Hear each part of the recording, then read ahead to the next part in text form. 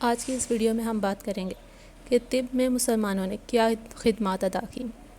سب سے پہلے طب یعنی کہ میڈیکل کے لغوی معنی کیا ہیں؟ اس کے معنی جادو کرنا، عادت اور دانائی کے ہیں۔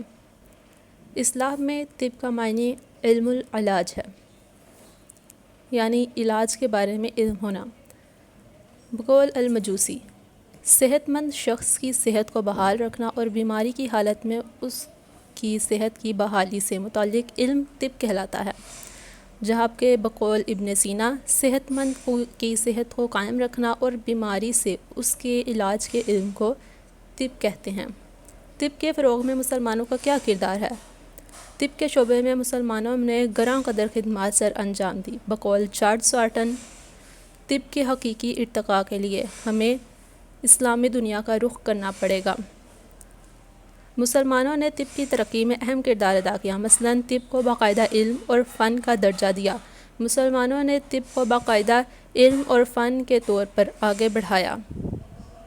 نظری اور عملی طب کا فروغ، اسلامی طب کا یہ طریقہ امتیاز ہے، یعنی کہ جو ان سے بہت مختلف ہے، وہ یہ ہے کہ نظریہ اور عمل دونوں کی اہمیت یکساں طور پر تسلیم کی گئی، جس کے بارے میں منٹگمری واٹ اپنی کتاب میں کہتے ہیں کہ مسلمانوں نے نظریے اور تجربے میں یکساں دلچسپی لی اور اسی لیے ان میں ایسے لوگ پیدا ہو گئے جو ایک سے زیادہ شعبوں میں مہارت رکھتے ہیں۔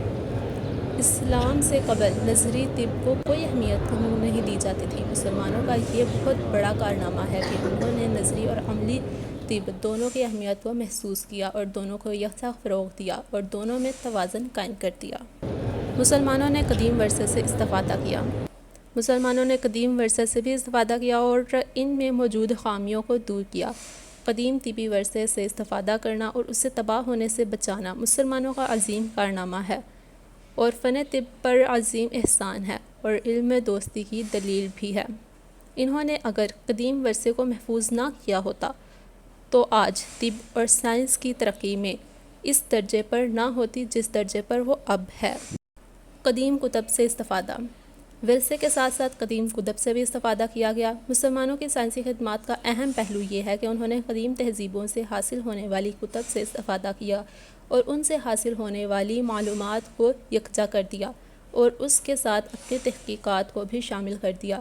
قدیم کتابی ورثے پر تنقید کی اور اس میں پائی جانے والی غلطات کی اصلاح کی۔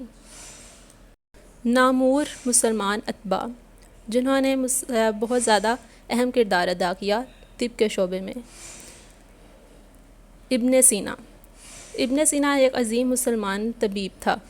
اس نے طب کے موضوع پر ایک بے مثال کتاب قانون فی الطب لکھی، جس میں بیماریوں کی وجوہات، جسم کے مختلف امراض، بیماریوں میں استعمال کی جانے والی دوائیاں اور ان کی ترکیب بڑے ماہرانہ انداز میں بیان کی گئی۔ اس کے علاوہ ابن سینا نے متعدی امراض کی نشاندہی کی گئی ہے۔ جگر اور پتے کی امراض پر جو کچھ لکھا وہ قابل قدر ہے۔ اس نے سانس کے امراض کے بارے میں نہایت عمدہ تحقیقات کی اور سینے کے نیچے کی جھلی کے امراض کے بارے میں تشخیصی نکات دیے۔ ابن سینا نے حرام مغز یا دماغ کی جھلی کے ورم، گردن توڑ بخار اور برین ٹیومر کے بارے میں فرق کیا، جو کہ بہت سی بیماریوں کا باعث بنتے ہیں۔ اس نے آنکھ کی پتلی کے پھیلنے اور سکڑنے اور آنکھ کے پٹھوں کے بارے میں لکھا۔ درد کی 15 قسموں میں فرق کیا۔ ابوالقاسم زہراوی، دوسرے سائنسدان ہیں ابوالقاسم زہراوی۔ زہراوی کو ابو الجراح یعنی کہ فادر آف سرجنز بھی کہا جاتا ہے۔ بعض لوگ اسے ابن سینا اور رازی سے بھی بڑا طبیب مانتے ہیں۔ طب میں اس کی بے شمار خدمات ہیں، جن میں سے چند درج ذیل ہیں۔ ہڈیوں کو کاٹنے کا طریقہ، اس نے ہڈیوں کو کاٹنے کے متعلق معلومات فراہم کیں کہ ہڈیوں کو کب اور کیسے کاٹا جائے اور اس دوران برتی جانے والی احتیاط سے بھی آگاہ کیا۔ پتھری نکالنے کا طریقہ، اس نے گردے سے پتھری نکالنے کے لیے آپریشن کی تفصیلات بیان کی۔ سرطان کا علاج یعنی کہ کینسر کا علاج، اس نے کینسر کے علاج کے متعلق معلومات فراہم کی اور سینکڑوں صدیوں گزر جانے کے باوجود سائنس اس کی بتائی ہوئی معلومات پر ہی اکتفا کر رہی ہے۔ سانس کی نالی کا علاج، زہراوی پہلا عرب طبیب ہے جس نے سانس کی نالی کی بیماری کے متعلق بتلایا اور مصنوعی طریقے سے غذا نرخہ گلایا بڑی آنت کے ذریعے مہیا کرنے کا ذکر بھی کیا۔ دماغ کا علاج یعنی کہ آپریشن۔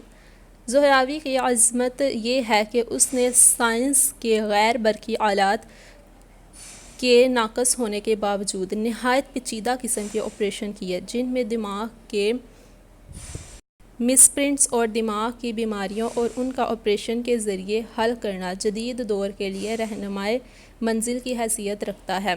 اس کے علاوہ زہراوی کی طب میں بے شمار خدمات ہیں۔ طب میں اس کی نہایت اہم کتاب التصریف لمن عجز عن التالیف ہے۔ اس کا جراحت والا حصہ متعدد بار کئی زبانوں میں چھپ چکا ہے۔ یہ حصہ 3 ابواب پر مشتمل ہے۔ پہلے باب میں داغنے کا عمل اور اس کی تصاویر پیش کی گئی ہیں، نیز آگ کے فوائد اور نقصانات بیان کیے گئے ہیں۔ دوسرے باب میں مختلف زخموں کے آپریشن اور اعضائے جسم کاٹنے کے طریقے اور ان پر پٹی کرنے کے طریقے بیان کیے گئے ہیں۔ تیسرے باب میں انسانی جسم کے جوڑوں، فالج کے اسباب اور علاج پر روشنی ڈالی گئی ہے۔ تیسرا سائنسدان ہے ابوبکر زکریا رازی۔ بقول براؤن، رازی علم طب میں سب سے عظیم المرتب طبیب گزرا ہے۔ لیگسی آف اسلام میں لکھا ہے کہ رازی دنیائے اسلام کا سب سے بڑا طبیب تھا۔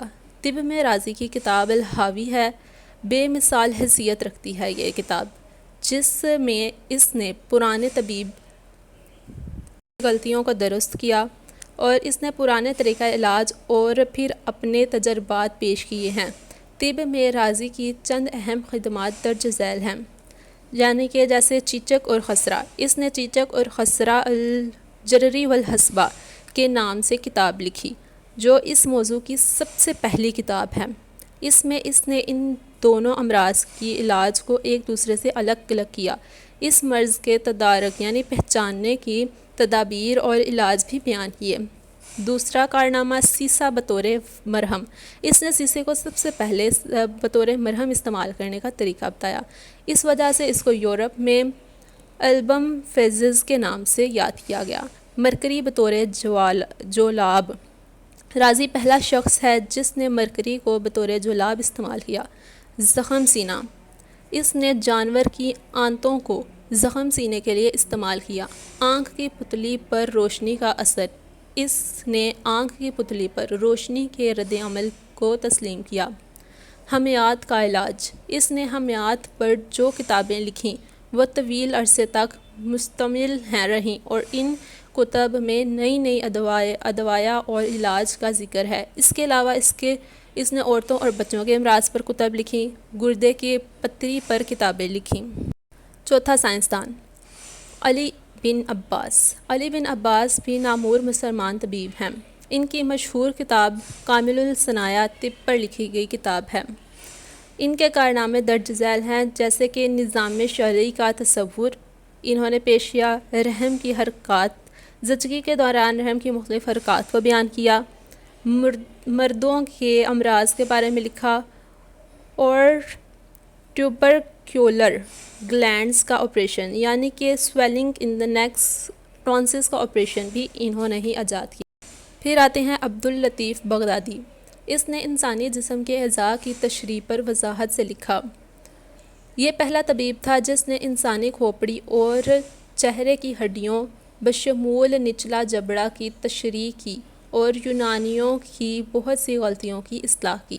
اس نے قاہرہ کے نواح میں استخوانی ڈھانچوں پر تحقیق کی۔ مسلمانوں نے جالینوس کے اس نظریے کو غلط قرار دیا کہ انسانی جبڑا 2 ہڈیوں پر مشتمل ہوتا ہے، حالانکہ یہ ایک ہی ہڈی پر مشتمل ہوتا ہے اور اس میں جوڑ نہیں ہوتا۔ بغدادی کہتا ہے کہ اس نے اس کا ثبوت فراہم کرنے کے لیے تقریباً 2000 کھوپڑیوں کا معائنہ کیا اور اسی طرح اس نے ثابت کیا کہ انسانی کلائی کی ہڈی ایک ہی ٹکڑے پر مشتمل ہوتی ہے۔ وہ کہتا ہے کہ اس سلسلے میں تمام دلائل اس نے اپنی ذاتی تحقیق سے حاصل کیے۔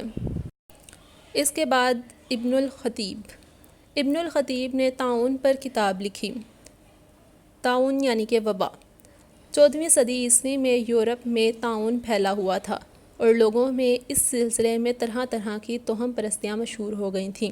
اس سلسلے میں اس نے سائنسی تحقیقات کی روشنی میں لکھا کہ وہ ان امراض میں مبتلا ہوتا ہے، لیکن جو شخص دور رہتا ہے، بچا رہتا ہے، وہ طاعون کے جراثیم سے مریض کے کپڑوں اور ان کے برتنوں، حتیٰ کہ کانٹے بندوں کے ذریعے بھی دوسروں کو دور رکھتا ہے۔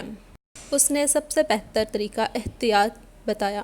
اس کے بعد ابن النفیس، اس نے ابن سینا کی تحقیقات کی بنا پر دوران خون کا نظریہ پیش کیا۔ دوران خون پر تحقیقات کی ابن نفیس نے ثابت کیا کہ خون انسانی جسم میں رواں دواں رہتا ہے اور وریدوں اور شریانوں میں گردش کرتا ہے، پھیپھڑوں میں پہنچ کر تازہ ہوا سے ملتا ہے اور پھر صاف ہو کر پورے جسم میں دورہ کرتا ہے۔ اس نظریے سے امراض و علاج کے شعبے میں بہت بڑا انقلاب پیدا ہوا۔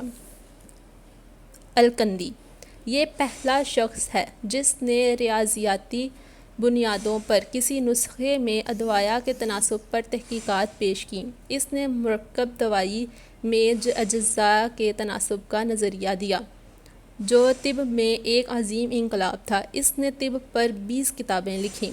پھر ابن الہشم نے رویت کے عمل کا صحیح نظریہ پیش کیا اور اس کی تشخیص کی۔ ان کی مشہور کتاب کتاب المناظر ہے۔ ان کے مندرجہ ذیل کارنامے رویت کے عمل کا تشریح کی۔ انہوں نے آنکھ کی ساخت بیان کی، آنکھوں کے حصوں کے نام بتائے۔ پھر آتے ہیں بقول ابن ابی عصیبہ، وہ طب کے اصولوں اور قوانین سے کافی حد تک واقفیت رکھتا تھا، لیکن اس نے عملی طور پر طب کا پیشہ اختیار نہیں کیا۔ یہ تھے مسلمانوں کے چند کارنامے جو کہ انہوں نے اپنے زمانے میں کیے تھے، جو کہ آج بھی تسلیم کیے جاتے ہیں۔ باقی ملیں گے اگلی ویڈیو میں۔ خدا حافظ۔